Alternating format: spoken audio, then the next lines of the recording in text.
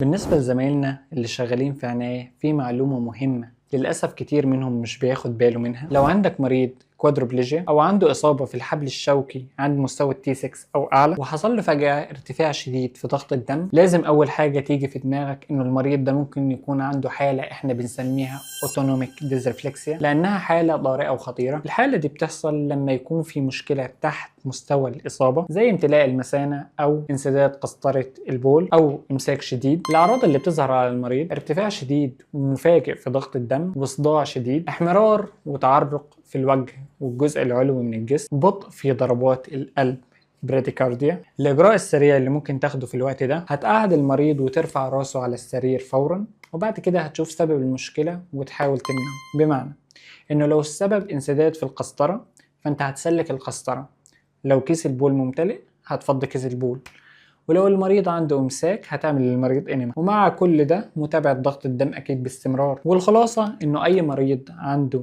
إصابة في الحبل الشوكي عند مستوى التي 6 أو أعلى وظهر عليه صداع شديد مع ارتفاع مفاجئ في ضغط الدم، هنتعامل معاه على إنه مريض أوتونوميك ديسرفلكسيا لحد ما يثبت العكس. ولازم تاخد إجراء بسرعة عشان تمنع المضاعفات اللي ممكن تحصل نتيجة ارتفاع ضغط الدم. وبس كده، أتمنى تكون استفدت.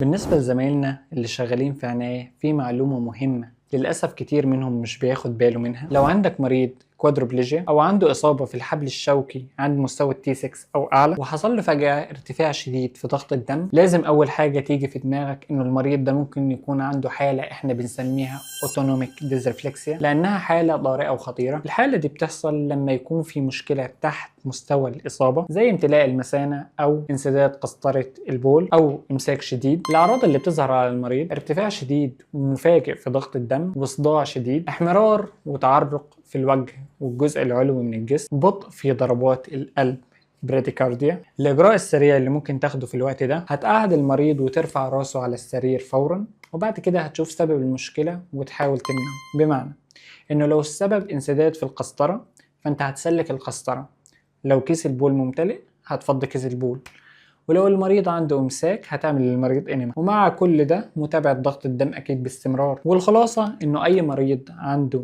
إصابة في الحبل الشوكي عند مستوى التي 6 أو أعلى وظهر عليه صداع شديد مع ارتفاع مفاجئ في ضغط الدم، هنتعامل معاه على إنه مريض أوتونوميك ديسرفلكسيا لحد ما يثبت العكس. ولازم تاخد إجراء بسرعة عشان تمنع المضاعفات اللي ممكن تحصل نتيجة ارتفاع ضغط الدم. وبس كده، أتمنى تكون استفدت.